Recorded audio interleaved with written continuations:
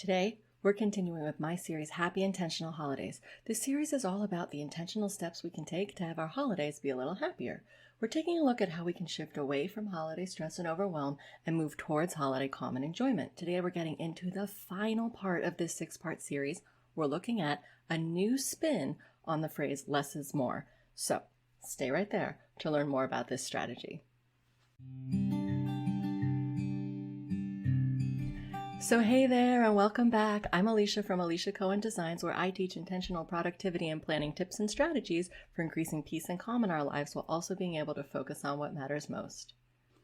If you're new to my channel, would you please do me a big favor and hit that subscribe button? It means a lot to me, helps support my channel, and it's also just really nice to know I have supporters out there. So please give that subscribe button a taparoo, and now let's hop into our topic. For part 6, we're going to look at a new spin on the phrase, less is more. Right out of the gate, I know that a holiday stress-reducing strategy of less is more sounds cliched and also maybe just downright annoying. Usually when people tell me cliche stuff, I kind of find it like, yeah, I roll off-putting. But if you can humor me and hang in there with me, hear me out, hopefully you'll find what I have to share is less cliched and a different approach to thinking about less is more that can actually do us some good during the holiday season. I mean, if you know that I have a low tolerance for a cliche blah-de-de-blah, then maybe there's some hope for this topic to turn out all right, right? I mean, we'll see.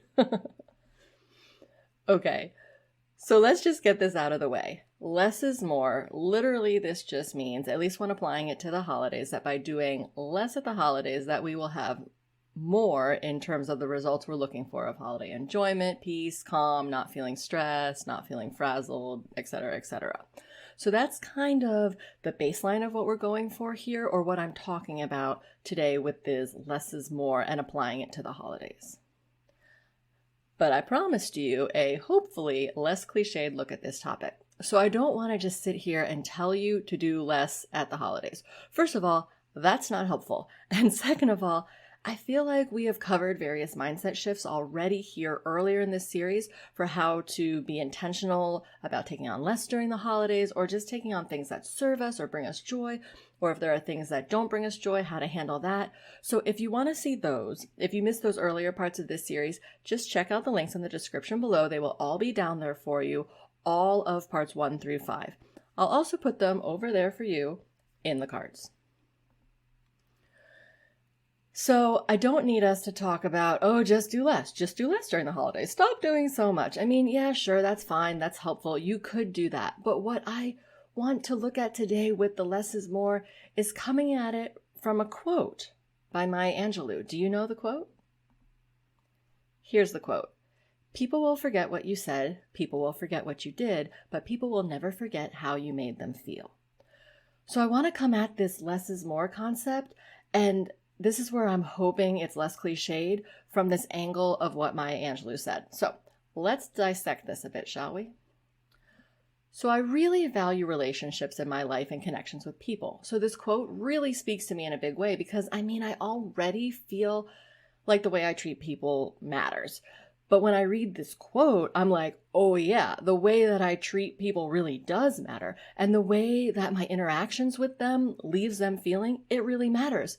Because I even think for myself, okay, if I think back to what I did a year ago or a month ago or even yesterday, do I remember what someone said to me? No, probably not. Honestly, even when it comes to yesterday, can I tell you exactly what someone said to me? No.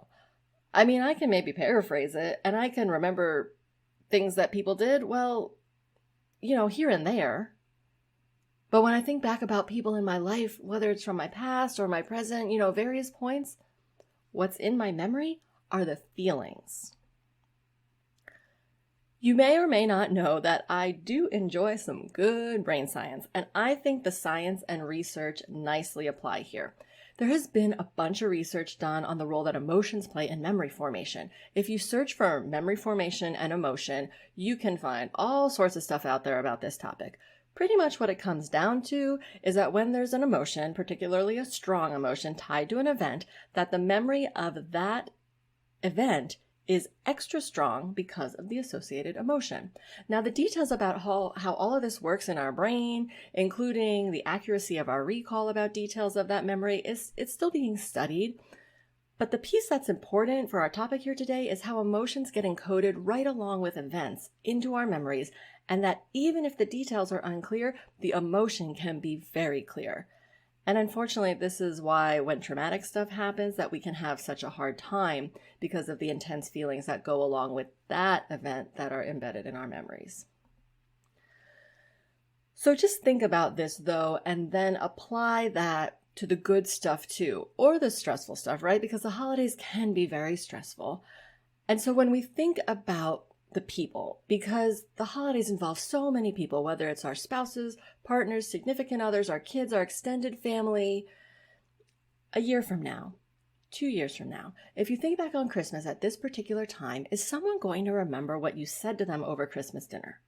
Is someone going to remember the Christmas gift that you gave them, or the Christmas card that you sent them, or the Christmas experience? Now, maybe if you did something special, right? Like you went somewhere special for Christmas, someone would probably remember that event. But what they're really going to remember about that event is the event plus the feeling that went along with that event. Again, with that memory formation thing, with the emotions, that's what they're going to really remember. Okay, we'll continue with our topic in just a moment, but before we get back to that, if you haven't already, would you please hit that subscribe button? As I like to say, you subscribing is kind of like the gasoline for my channel. It keeps things running around here, so help keep this puppy running, please, and subscribe. Okay, back to our topic. So think about all this from the perspective of our kids. When they look back on Christmas as a kid growing up in your particular family, are your kids going to remember the joyful time, the stressful time, the simple time, the peaceful time, the calm time, the frazzled time? What are they going to remember? Because yeah, they'll probably remember particular traditions like we all do, but what I remember about particular family traditions, like I have pictures in my memory of various things that I did as a kid, but what I really remember are the feelings, the emotions that went along with those traditions and events. So I say all of this because back to the less is more and the Maya Angelou quote, that pursuing less for the sake of cultivating what matters most is particularly important for wanting to cultivate a holiday experience and a holiday season for our loved ones, especially our kids, where they can remember it and just feel such joy and peace about those memories. I mean, how unfortunate would it be to just look back and be like, oh yeah, I remember my childhood. My mom was great, but she was always so stressed out and I didn't feel like she had time to stop and give me a hug because she was just running from holiday thing to holiday thing. Or she didn't have time to stop and play with me, or she didn't have time to stop and listen to my feelings or my hard day, or even just listen to something that I was excited about. So, that's what's going to get stored in the memories of our kids. So if we can come at the holiday season remembering that our kids aren't going to remember what we did or said, maybe this can influence how we approach things. So let me give you some examples from my own life. From growing up, I can't remember what my parents gave me for Christmas when I was 8 or 9 or 10, or really at all. Maybe a particularly special or big gift. I mean, goodness, it's hard for me to remember really, but I can come up with, and I'm going to date myself maybe a little bit here, I do remember my parents giving us a Nintendo, like the original Nintendo for Christmas. I remember that. But do I really remember much else? No, not really. I don't remember honestly what most people gave me, but do I remember how I felt about the holidays growing up? Yeah, like I remember getting together with extended family on my dad's side and just the feeling of excitement and of family being together and just getting to see these people who I didn't get to see all that often, and just that excitement and that fun of getting to see all my aunts and uncles and cousins and grandparents. Now, mind you, they lived far away, so what I also remember is the not so fun part of driving and sitting in traffic for the holidays. So that's not so fun. But that's part of the memory, right? The traffic and all, and then once we got there, just having this nice time with family. And the traditions of my dad's side of the family, who is Italian, so having big Italian Christmas dinner and yummy Christmas desserts and all that good stuff. But do I remember what any particular person said or did or gifts that were given? No, not really. I have some images in my mind of these experiences, and then mostly just the feelings that went along with it. Now, if something hard or hurtful happened, I also have the memories and the feelings that went along with that. But I share all of this to maybe shed some more light on this topic to give us more reason to be thoughtful and intentional about this. Now, of course, we're not going to be able to avoid all bad feelings, negative feelings. That's just not real life. There are going to be things that are said that hurt feelings, and those memories will get stored, or things that are done that cause negative experiences, and those will get stored in our memories. But the things that we are able to do something about and make some changes about, or, do some intentional action steps about, let's try to do that. So the less is more. If this means that we say no to a particular activity because that activity would have just been the thing that kind of put us over the top, or it just caused more stress, our kids will pick up on that, and that'll get stored for them. They'll remember that. And I don't mean that in some sort of ominous way, but just as a way, like I said, we're not going to avoid all the stress and all the negative hard feelings. That's just not possible. That's not real. That's not human. But if we can be mindful about how we're conducting ourselves during the holiday season. How do we feel in our soul, in our heart? What's our general demeanor? Because that impacts our kids, and that impacts how they feel, and then that impacts the memories that they're forming. And so then back to this Maya Angelou quote about others not remembering what we said or did, but remembering how they felt in relation to us. Let's get intentional about that. Let's be present to that and make choices regarding our schedule, regarding our activities, regarding our calendar, whatever.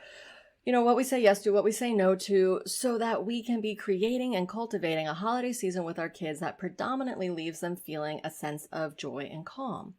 If all we do during the holiday season is run around with our kids from one holiday event to the next, to the next, to the next, and it just exhausts us and it just exhausts them, is this really what we are wanting? Because my guess is that our kids are not really enjoying that.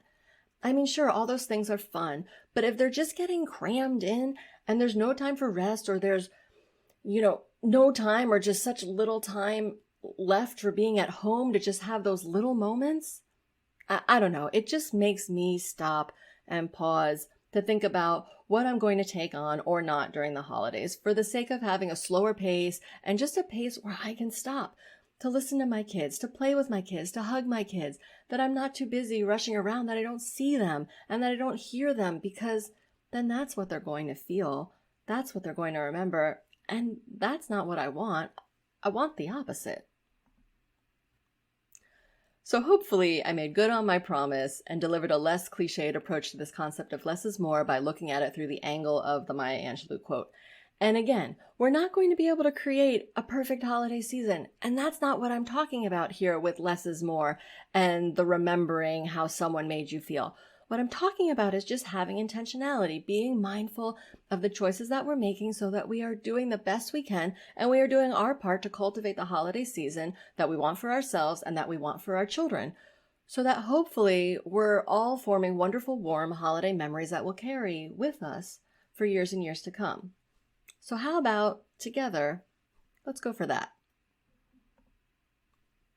Now, before we go, I want to make sure that you grab my freebie. If you check out the description below, there's a link for my Happy Intentional Holidays little mini workbook that I made. It's free. Go down there, click the link, sign up, and it'll get sent to your email. It's just a few pages, like I said. It's a mini little workbook, and it'll take you through just a few questions and exercises to really help bring the intentionality to your holiday season, to pursue that happiness for your holiday season. So if you want to dive in a little bit deeper, and you want to really go after this happy intentional holiday thing, please again, check the description below, click that link, and you'll be on your way to downloading my mini workbook.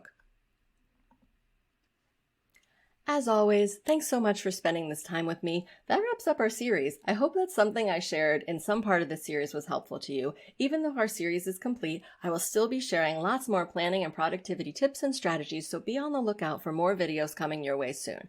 And my parting encouragement, as always, remember that when it comes to figuring out planning and productivity that creates the life that you want to have, being intentional plus not giving up means that you are going to get there. Catch you next time. Take good care.